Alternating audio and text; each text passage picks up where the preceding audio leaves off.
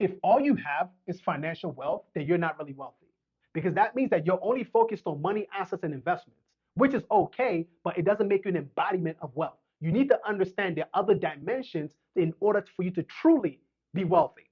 Now, when we talk about the second one, we're talking about time wealth. That's the freedom to control how you spend your time. See, there are a lot of people who make a lot of money, but they don't have the time to enjoy the money because they have a high lifestyle that they've built for themselves. So they need to work hard, put in the time to make the money in order for them to maintain that lifestyle, but they're not truly enjoying that wealth. All right. So you need to be balanced. Number three, physical wealth, physical, mental, and emotional well being.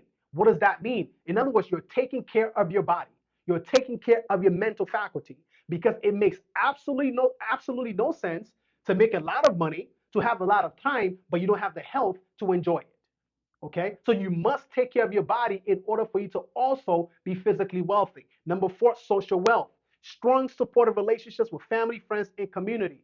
All right, what does your relationship look like with your children? What does your relationship look like with your spouse, with your community? That is social wealth. You know, one of my mentors said that deeper. There are two things that will change your life: the books that you read and the people that you meet. So, in other words, you only need one meaningful relationship in order for your life to be changed forever. That's what it means to have social wealth. Number five is spiritual wealth, a sense of purpose, inner peace, and connection with the Creator. Now, here's one thing that I know: in every single human being, there is a void in the heart.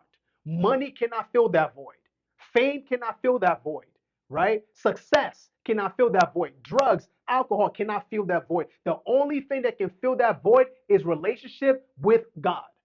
All right? Because you were created for a purpose. And he knows your purpose. And until you begin to fulfill purpose, you will always lack what we call inner peace. So you got to focus on your spiritual wealth as well in order for you to be truly wealthy. Number six, knowledge and intellectual wealth, continuous education and learning. The more you learn, the more you earn. So you have to constantly evolve when it comes to what you're putting into your mind. The information that you knew years ago is no longer relevant today. Why? Because things are changing rapidly. All right. And then number seven is legacy wealth, your contribution to the world. Here's one thing that I know: it doesn't matter how wealthy you are, it doesn't matter how famous you are. The only thing that matters at the end of the day is, did you leave your footprint on this planet? That's what legacy wealth is. There are a lot of people who weren't financially wealthy before they left this planet. But guess what? They had legacy wealth. Meaning, if you mention their names today, they still command respect. That's what it means to leave your contribution to the world. So if you want to be an embodiment of wealth, you got to master the seven components or seven dimensions of wealth.